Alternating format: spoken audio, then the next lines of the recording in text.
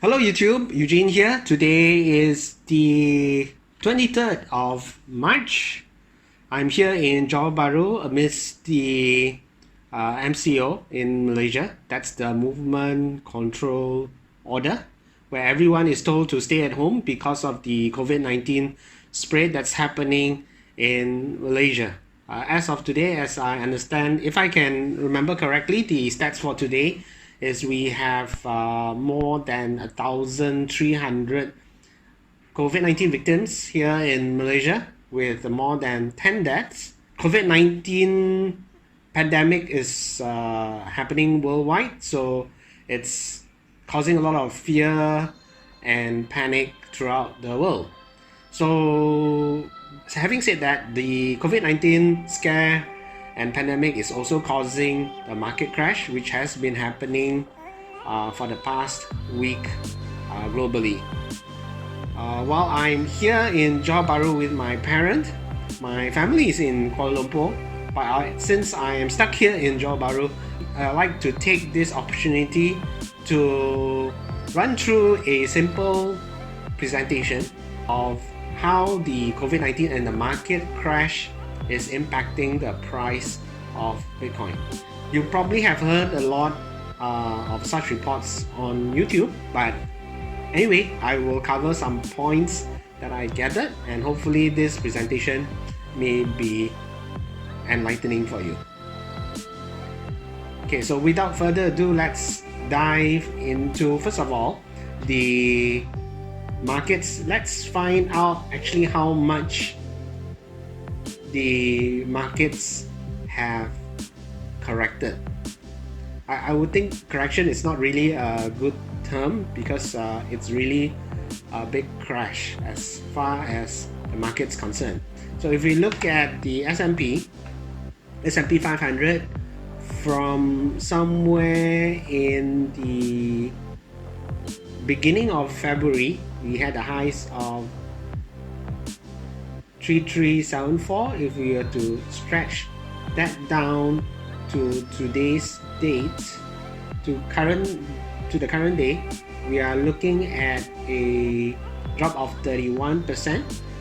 Whereas for gold, ever since we had the crash, gold had been volatile, going up and down. But if we were to take the peak and we go down all the way from this top amount here to today's value of 1,487 for gold, we are looking at a drop of about 13%. Whereas for Bitcoin, ever since the market started crashing, we had a high of about $10,000. It came all the way down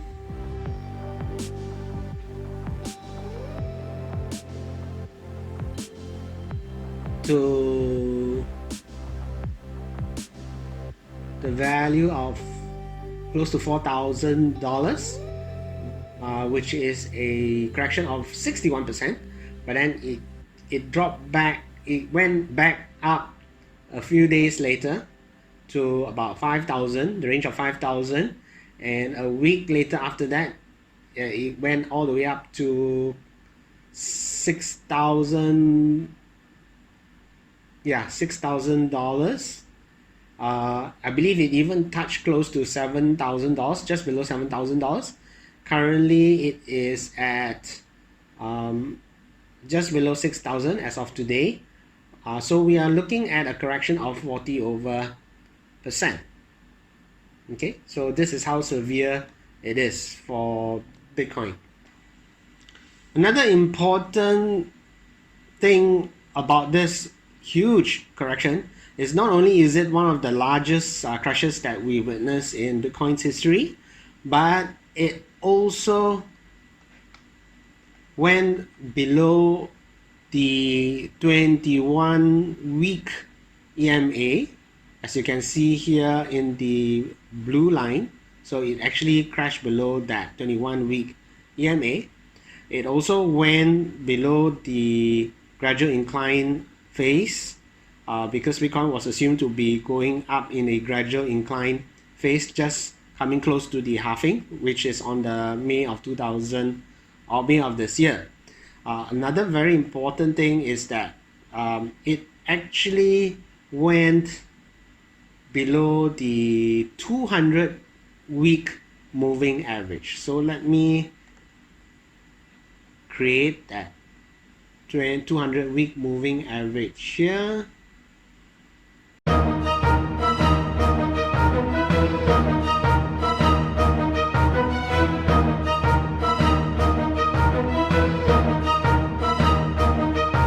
So as you can see here, I've created this 200 week moving average. It's in purple. So I believe it's the first time in Bitcoin's history that it has actually corrected below the 200 week moving average. Going back into history, there was never really a time where the price was below the 200 week moving average. Not even during the consolidation period, the bear market in early 2015. Okay, this is how serious this correction has been.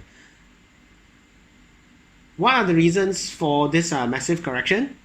First of all, there is a lot of belief that one of the reasons is Bitcoin has been correlated to the equities market when the market is volatile. There are times where Bitcoin is not really correlated. That is when Bitcoin, when the equity markets tend to be more stable. So when the equity markets is a lot more volatile, may it be very bullish or may it be very bearish like the crash that we witnessed, then Bitcoin seems to be a lot more correlated to the equities market. Which makes sense, because if there are traders from the equity market that has already invested into Bitcoin, then when the equity markets are a lot more volatile, then traders tend to be emotional, so they may want to sell their Bitcoin holdings just to balance off the losses, that to get more equity, since they have already lost a lot in the equity markets. Similarly, if it's a positive thing, then they get more money made on the equity markets, then they start investing more into Bitcoin. Okay, there are times for Bitcoin when it does not seem to be very correlated. There are months which Bitcoin tend to perform independently from the equity markets.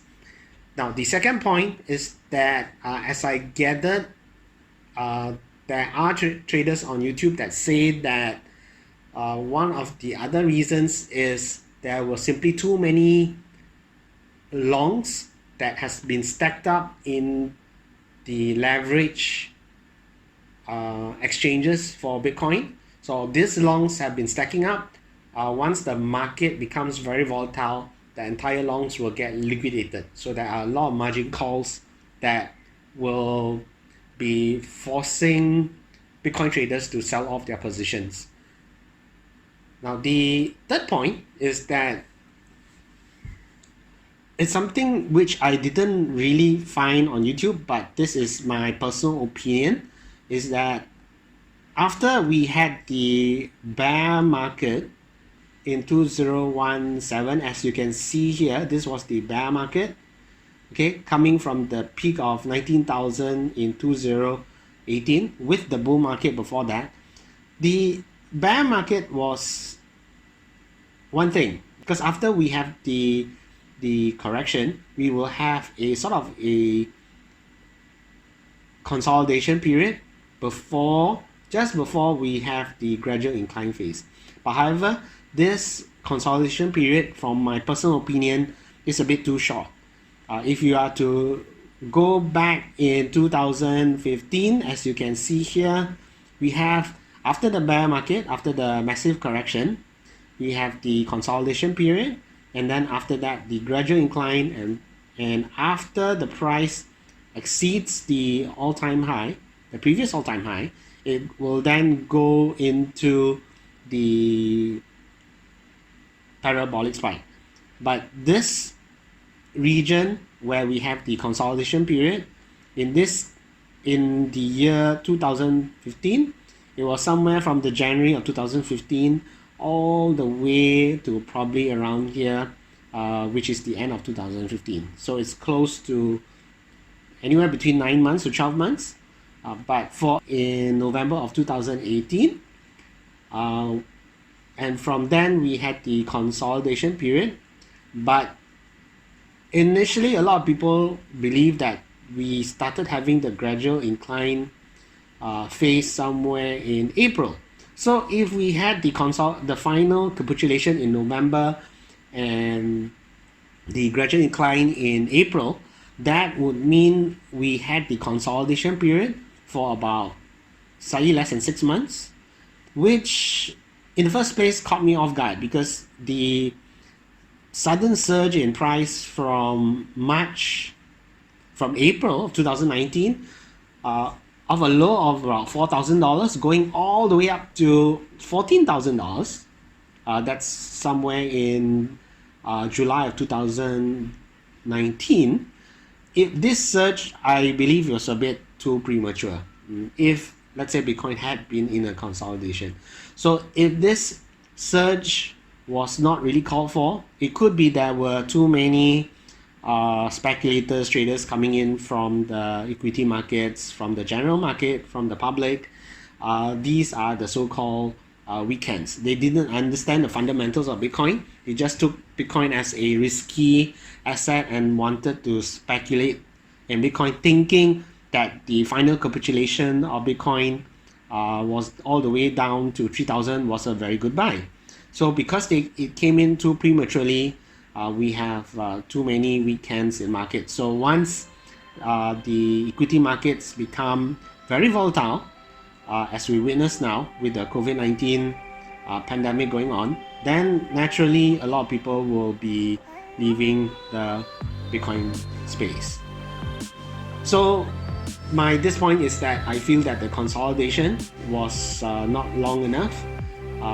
It's not really long enough to ensure that we have weekends being flushed out after the bear market, or rather it's too early for weekends or speculators to come into the market. Okay, so that was the third point.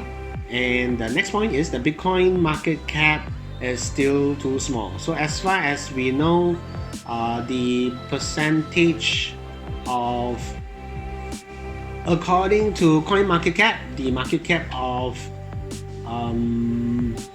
Bitcoin now is just slightly above 100 billion US dollars. For cryptocurrencies, it's 167 billion US dollars as of today. So I would believe that relative to the general global forex and equity markets is just less than 1%. And because it is still less than 1%, we are still so far away from the S-curve inflection point for Bitcoin. So it being so small in market cap, then of course naturally it will still be volatile. Okay, so these are the reasons that I gather for the massive correction for Bitcoin. Now that we have gone through the reasons of this massive Bitcoin correction, we will now look at the reasons why we can be optimistic in the medium to long term. So here are some of the reasons. First of all, if we look at the consolidation period back in July of 2015, there was actually a similar magnitude correction, a large correction towards the end of the consolidation period in July of 2015. So here we are in the weekly charts for Bitcoin going back to 2015. This here you see is the final capitulation, and after the consolidation period, going before the gradual incline phase, we have this capitulation which was quite massive as well.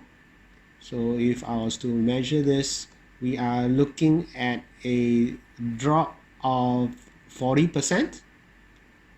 And but the good thing about this consolidation is that a few weeks after the correction, it continued with its consolidation, but just a few weeks after that correction, we have this sudden surge of the Bitcoin price. Okay, so that is something that we will look out for in the current price action. Let's see whether the price actually would not just correct back, but also have a massive surge a few weeks from now. If at all it was to continue, then who knows, it may break back up into the earlier defined gradual incline funnel, the channel, and hopefully it even goes up above the EMA, the 21-week EMA line. Okay, now next point is the fact that Bitcoin, even though it had this massive drop, it plunged all the way down to 3,000, 3,009, 3,008, but it actually went back up, a sort of a retracement going up, and it did stabilize at around 5,005 to 6,005. As of today, as of now, it is 6,006. Okay, so the fact that it pulled back up is also probably a medium long-term bullish trend, and it could be an indicator that the bottom is reached. The general market is being bullish about Bitcoin. Now next, the third point is this. It's about the stock to flow. Now you may have come across my video on the stock to flow and its prediction where Bitcoin will be going 1 year, 1.5 years after the Bitcoin halving. But if we are to zoom in now to the stock to flow at the current price action, under the tab for stock to flow, now the interesting thing is, even though the price of Bitcoin has corrected a lot as we see recently, but its distance relative to the projected price just before the Bitcoin halving, it is still very close. Okay, in fact, this gap here is quite similar to the previous cycle, more or less towards the end of the consolidation period here. Okay, so that gap between the actual price and the stock to flow projected price, this gap here is quite similar. So that's the other point.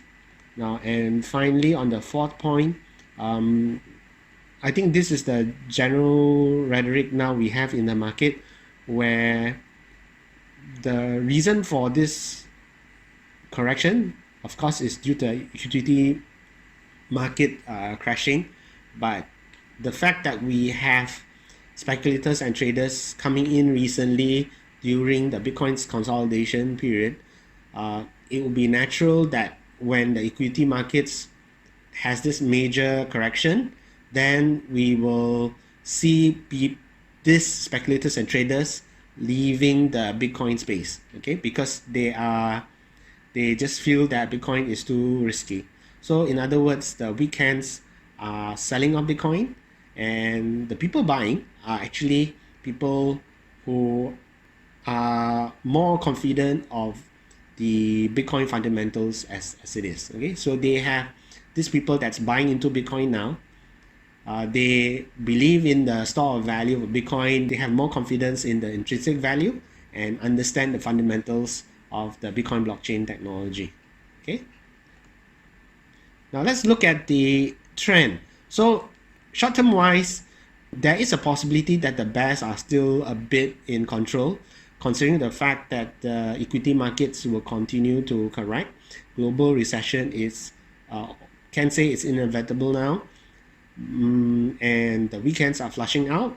But as the weekends are being flushed out due to this equity markets correcting, flushed out from the Bitcoin markets, then it's being replaced over time by bullish sentiment, replaced by people who believe in Bitcoin. So in the long term, we will have bulls coming in, and not just the strong hands that's supporting the entire Bitcoin space, the Bitcoin market, but also we have the halving effect that's coming. So halving is in May, in 2 months time. So that will, as you saw in the stock to flow chart, there is upward pressure on Bitcoin after the halving.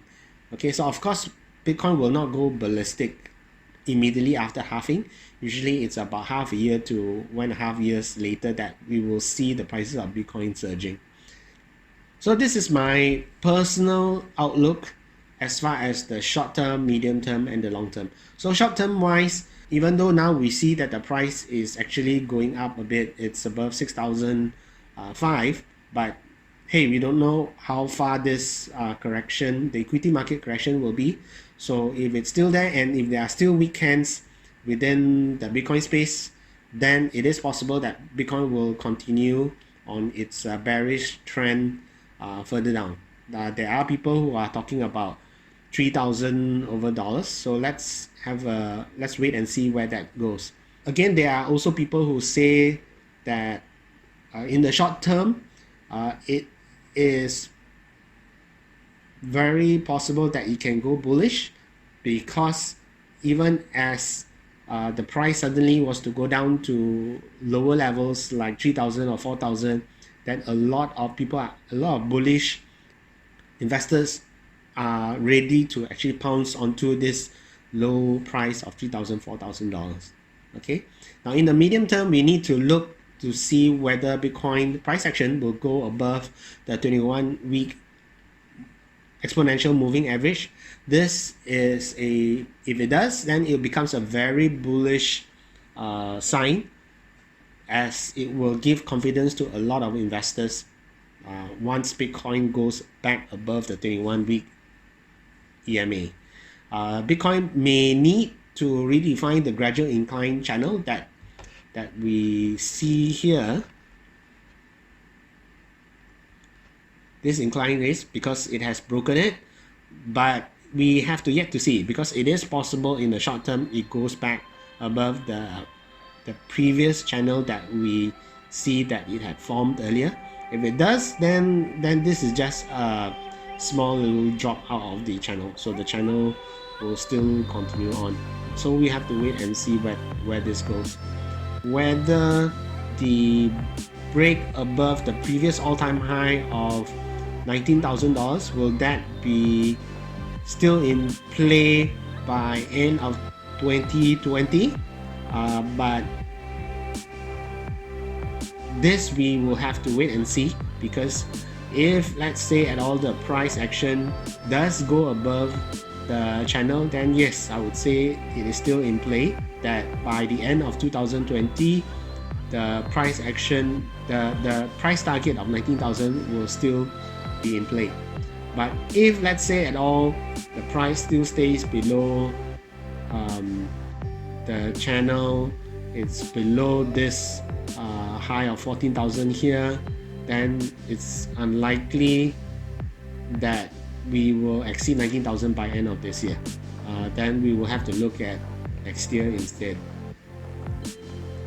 Long term wise, I believe that the all-time high, break above the all-time high of $19,000, That, as mentioned, will be in question. But this also has to depend on the recession, the inevitable recession that's coming.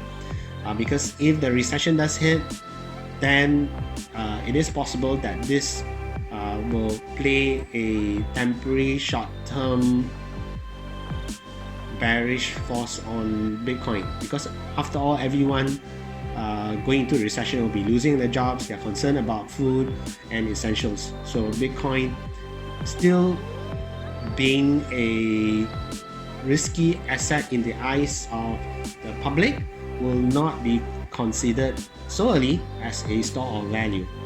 But again, who knows? We'll have to wait and see, because my original prediction of when it will cross the all-time high was end of 2020, and by somewhere in 2022, prices could still exceed 100,000 as per predicted by the stock to flow model. That itself could still be in play. Okay, so that's all I have to share for you today. Yes, this video has been a bit lengthy, but nevertheless, I hope the points that I've shared in this video has been insightful for you. Okay, so I'll catch you later. Thanks.